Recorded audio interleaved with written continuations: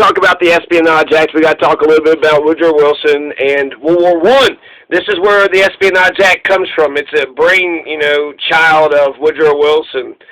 So the Espionage Act and Sedition Act is going to chill free speech. They're going to throw so many of my heroes, Emma Goldman, Bill Haywood, Eugene Debs, Chelsea Manning, Edward Snowden, Julian Assange. It's all because of the Espionage Act of Woodrow Wilson. 1917, this law that's over 100 years old.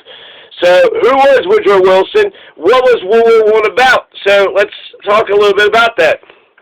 Woodrow Wilson, well, he's a very racist piece of shit. Deeply, deeply racist. He believes in the lost cause, revisionist perspective of history. He's nostalgic for a lost cause. He looked at Birth of a Nation, which showed, the Confederacy and the Ku Klux Klan in a positive light as the truth. He actually screened the Birth of a Nation. So he's going to say that it's, this movie, this very racist movie, is the truth. He had a quote, it's like writing history with lightning.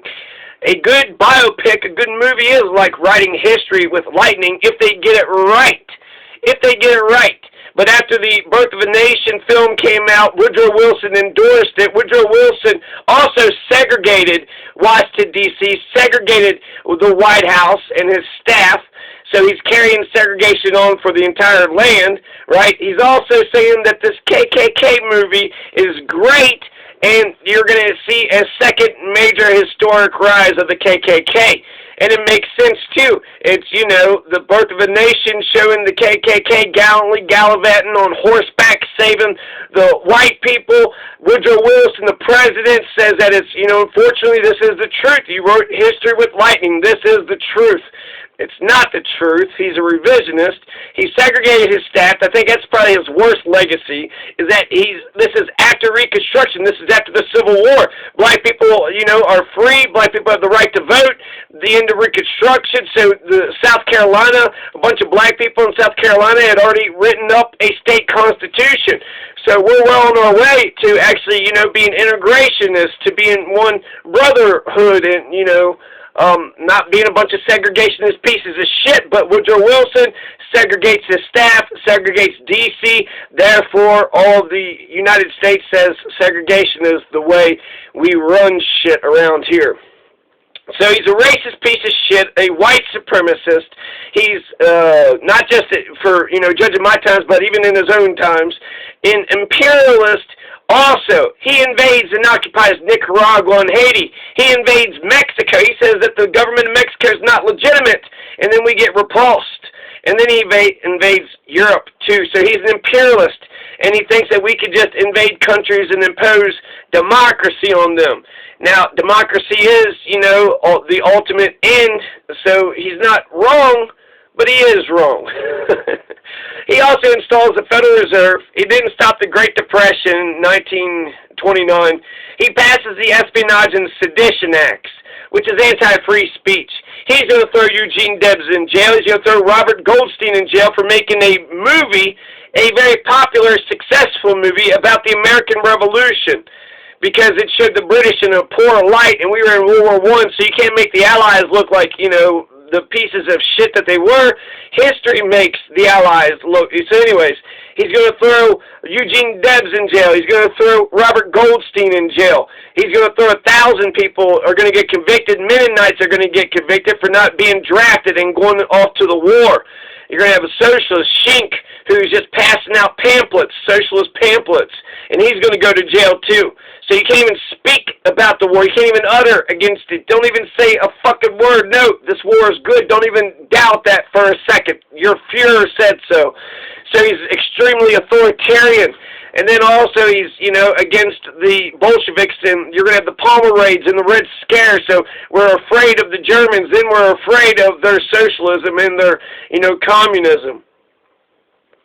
So total, you had 16 million people that were killed. I'm not sure exactly how many Americans, but 16 million were killed total, and then 50 to 100 million people were killed with the subsequent genocides and the Spanish flu.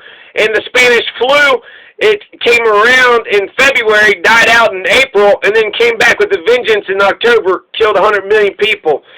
So Woodrow Wilson, total piece of shit. He's anti-free speech, right? Total authoritarian, fucking over Eugene Debs' life, fucked over Robert Goldstein's life, Bill Haywood, Emma Goldman. He fucked over their lives. And a shink just for passing out a pamphlet that says, hey, the war is bad, it's the draft. Woodrow Wilson also drafted people into the war, forced Americans to go fight this war. It wasn't a volunteer situation. It was, you better go to war or else you'll go to jail. And that's for everybody. Don't even speak out against this damn thing. Woodrow Wilson is the goddamn hero of the world, and you love him, and shut your goddamn mouth if you think differently. So this authoritarian takes America into war, and the World War I turns out really good for the Europeans. So William Harding is eventually going to end World War I, formally with the Knox-Porter Resolution signed July 2nd, 1921. And World War I was known for using poison gases and trench warfare. So just dropping a bunch of poison gas on people and just killing hundreds to thousands. So the Espionage Act is going to come out of this. So you have to understand Woodrow Wilson, and you have to understand World War I. So World War I, you got, 9 million soldiers were killed, 7 million civilians are killed, that's 16 million total. 7 million soldiers all across the world were mobilized. World War I lasts from 1914 to 1918. Now, the reasons for the war, now it's going to start because of the assassination of the Archduke Franz Ferdinand by the Serbian nationalist Gavrilo Princip. So the Serbians didn't want to be ruled by the Austrian-Hungarians, and so this one guy shoots this other guy in Serbia, and now the father of the guy who got shot is going to give an ultimatum to Serbia because he believes in mass punishment. So June 28th, 1914, Archduke Franz Ferdinand, not a king, he's not in charge, he's more like an ambassador of Austria-Hungary, just driving around Serbia, acting like he owns the goddamn place, and then the Serbian nationalist Gavrilo Princip jumps out of the crowd and shoots and kills him. July 23rd, this is 3 weeks afterwards, 1914, with the urging of the German government, the Austrian-Hungarian Empire gives Serbia an ultimatum, and Serbia refuses. They said, Serbia, you better bow down and kiss our ass. You better, get down on your knees and kiss the ring. Serbia said, we're not going to agree to that, so no. And then July 28th, exactly 1 month after 1914, 1 month after the Franz Ferdinand was killed by Gavrilo Princip, then Austria-Hungary starts to bomb Belgrade in Serbia. So they declared war on Serbia and started bombing them. So, yeah, shit, one guy killed another guy, not the king, but the heir of the king, or maybe third or fourth or some shit in line, the vice president. I don't know, just some guy driving around in some country that wasn't his. He got shot. And then his daddy said, hey, Serbia, you better bow down to us or else we're going to come in and we're going to find this guy, we're going to find the people, and we're going to root you guys out. And Serbia was like, no, we're not going to do that. And now you got Austria-Hungary now bombing Belgrade. Now they're bombing. Now they're, killing people. They're killing civilians, killing soldiers. Right? So Serbia is getting mass punished for the actions of Gavrilo Princip. Russia sees this. Russia allies with Serbia. Germany allies with Austria-Hungary. And the rest of the world split essentially between these two sides. France and Britain and Belgium and Greece and Japan. China are going to side with Russia and Serbia. That's going to be the side. America sides with two. Bulgaria, Ottoman Empire, sides with Germany and Austria-Hungary. And it's, Austria-Hungarian's empire's fault. They're taking land that wasn't theirs and they're going to dissolve. So the end of World War I is going to be really great for the Europeans. It's going to be really great. You're going to end so many empires. You're going to end the Russian Empire. You're going to end the German Empire and the Turkish Empire and the Austrian-Hungarian Empire. I feel no love lost for the Austrian-Hungarian Empire. The Ottoman, maybe, I don't know much about them, but I don't like imperialism as a principle. And so fuck all these empires. Fuck all these empires. The Romanovs' Russian Empire, they were actually doing good by defending Serbia, but they're going to get overthrown by the Bolsheviks, and then socialism and communism is now on the world scene. So that's a good change for Russia. Ottoman Turkish Empire, you know, that falls. I don't know how that turns out for them. The Habsburgs, Austrian-Hungarian Empire is going to dissolve. So that means, you know, Serbia doesn't have to worry about any goddamn archdukes driving around their country. And then the Hohenzollern German Empire is going to fall. So the German revolutionaries are going to install the Weimar Republic, a democratic constitutional republic, and actually do democracy instead of an empire and these royal families and shit. So it's great for Germany. It's great for, well, Russia's got a civil war, and people argue about how, you know, Lenin instituted socialism. I think it was good for the world in terms of the, you know, ideas. The socialism is on the scene, specifically for Russia. I would think getting rid of the royal government in exchange for the communists would generally be a good thing. But, you know, I think, anyways, and then the Ottoman Turkish Empire. So for, you know, the Habsburgs and the Romanovs and the Hohenzollern, so these, you know, royalists, these families, these ruling class families of these empires, they all fell. So this is fantastic. There's, you know, all these empires are going after World War I. So this is great for Europe. This is good. This is a good thing for Europe. The end of the war, the formal end, is when the Germans quit fighting. And the Germans are going to quit fighting 2 days after Kaiser Wilhelm abdicates. Now he's looking at a revolution at home. The military wasn't even listening to him anyways. All of his allies were defeated. So the Kaiser Wilhelm of Germany is going to quit November 9th, 1918. He just gives up, says, fuck it. You know, what the hell can I do? The German revolutionaries, they signed an armistice, ending the war. November 11th, 1918, World War I is over. World War I was only 4 years, you know, long compared to the Afghanistan, the, 18, 19-year long Afghanistan war. World War I was only 4 years long. For, you know, the good things, all those empires fell. Lenin and the Bolsheviks taking Russia over changes, you know, the conversation between capitalism and socialism. The German royalty would quit their post, so the Weimar Republic was established by pro-democracy revolutionaries. So these are, you know, a lot of good developments for Germany. At first, Woodrow Wilson said he didn't want the war. He made some preparations for it, but he was reelected on the success that he kept us out of war. Why vote for Woodrow Wilson? Well, he kept us out of war. And then he turned right around and fucked the American people over, declared war. But it was a war to end all wars, a war to make the world safe for democracy. So that's okay, right? Wilson's imperialism is what got us into World War I. His imperialism, Germany is a powerhouse. So it's a European affair. It wasn't our business. It didn't involve us. Neither Germany nor Serbia nor Russia or anybody attacked us. So it wasn't for self-defense.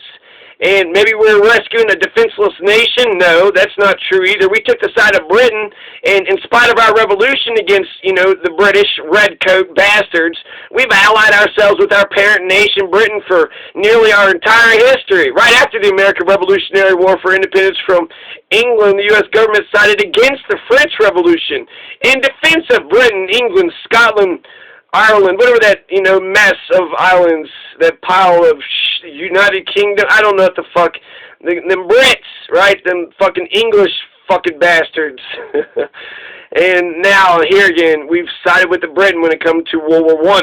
Was Britain just a nice, innocent victim, didn't do shit, got invaded? Britain didn't even have anything to do with shit. They didn't have nothing to do with nothing, but the Germans invaded Belgium. They felt obligated to defend Belgium. So I'm inclined to believe that, you know, maybe it was probably a good thing that we sided with the Allies. But, I don't think it was crystal clear who was good and who was bad, because Britain had a blockade. So Britain was engaged in war measures against Germany.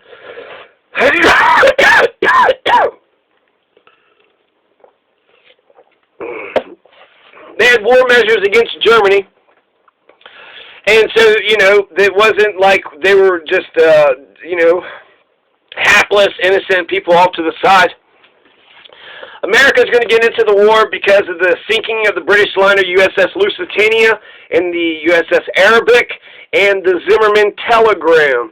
Lusitania is this British liner, and it was, pretending to be a passenger ship, but it had all these guns and weapons for Britain. And so it was actually right and proper for the Germans to sink a ship that was supplying their enemies because they're at war, right? Britain and Germany is at war. And so it was known German submarines are sinking all these ships all over the place. So if you went on the Lusitania, you're going into danger. 131 Americans are going to be killed by the sinking of the Arabic and Lusitania. And then the Zimmerman telegram is just a note from the Germans to the Mexican government saying, if you join us in the war against the United States, we'll give you back Arizona and Texas and all that land that you lost in the Mexican-American War, which is kind of it's a logical offer. You had Woodrow Wilson had invaded Mexico, so you'd already turned Mexico into a belligerent, and the enemy of your enemy is your friend. So it made Mexico and Germany kind of bedfellows because of his imperialism. Woodrow Wilson had to be the main guy in town. Woodrow Wilson did not give a shit if you had this Robert Goldstein. He had a film that showed America's involvement in the Revolutionary War.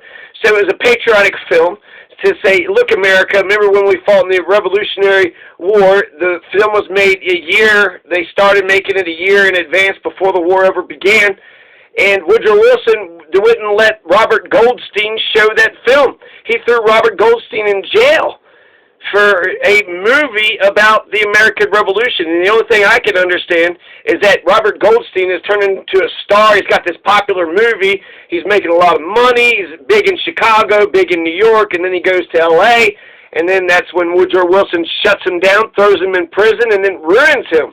He tries filmmaking in other countries, fails, and then eventually he's lost to history. He just disappears. And for what?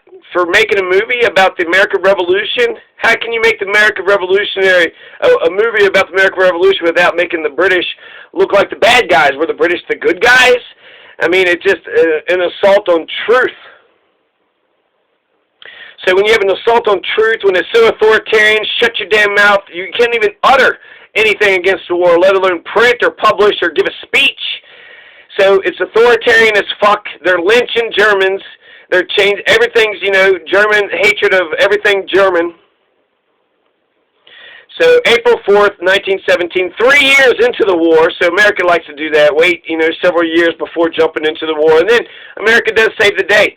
So December 7th, declare war on Austria-Hungary. April 4th, April 6th, the Senate and the House, 1917 vote to go to war with Germany. And so yeah, there were weapons on the Lusitania, and the Zimmerman telegram was just a note between two countries. But that eventually convinces the Woodrow Wilson, the American government, to get into this war. The German response when they convened the government in preparation for the declaration of war, so they still had a chance to turn us, to change our mind. Chancellor Bethmann Hollweg writes, Germany never attacked America. It does not want war with America. The U.S. government, Woodrow Wilson himself, said that the British blockade was illegal. Said that Britain wanted to annihilate Germany. Said Britain's aims were total destruction. Said U.S.-German relations have been peaceful for 100 years. Hey, guy, what's going on? Hey, guy, what's going on? So the British had a blockade, and it was illegal. Woodrow Wilson himself said it was illegal. And so he made it look like he's this fair arbiter, but really Woodrow Wilson is, on Britain's side, and he's putting the thumb on the scale, giving them weapons and supplies. He kept us out of war. Not really. He drug us into the war with his imperialism, bombing, Mexico. Now Mexico hates him. Now Germany's saying, hey, and then declaring war against Germany because of what? Some shit happening in Europe. A guy, an Austrian-Hungarian was assassinated in Serbia. So that's why we got to, sacrifice American lives and treasure. The League of Nations would have helped. This is good for Europe, but the overall cost and, would they have won without us? I'm not for sure if you could make that argument or not. But ultimately, you know, fuck wars, poison gas. You're fighting for inches over there on European land. And it's definitely going to disillusion black folks because it was a segregated country. You're treated like second-class citizens, yet you're sent off into Europe and you're putting your life on the line in defense of, you know, these different European nations. And so it's okay to put their life on the line in defense of other Europeans, but they couldn't put their life on the line for themselves. So they're going to come back as men. They fought for their citizenship. They deserve to be Americans, but Woodrow Wilson has a segregated society. He's very racist. Because he loves this, you know, Birth of a Nation film that he screened at the White House that encourages, in a way you could say that he's the one that encouraged the Ku Klux Klan to, you know, resuscitate because of his revisionist history about the lost cause and how, you know, it wasn't about slavery, it was about this and that and the other. And so Woodrow Wilson, his fucking, you know, racism is total bullshit. His imperialism is mostly bullshit. And, yeah, so fuck Woodrow Wilson. World War I seems, you know, good for Russia and good for Germany and Britain and France and, you know, good for all the European countries. World War I helped Europe. It didn't help America. It fucked America up, actually. And then the Red Scares, then the Palmer Raids. So you're going to have, oh, no, communism and socialism. So now you're going to have a repression on the home front. This is where J. Edgar Hoover's going to come from. So, yeah, this is authoritarian. There's also domestic surveillance. I forgot that one, too. So Woodrow Wilson was into domestic surveillance. That would have made, you know, the NSA and the FBI jealous today. So he had domestic surveillance, authoritarianism. You couldn't even utter a word against the war. People for just, you know, showing movies, passing out pamphlets, giving speeches, were being thrown in jail for 10 years. What the fuck? What kind of nation is this? This ain't even America anymore, is it? It's a whole nother fucking country because he dragged us into war to help them. So maybe he was right. Maybe he, you know, looked at the international stage and he, you know, judged it properly.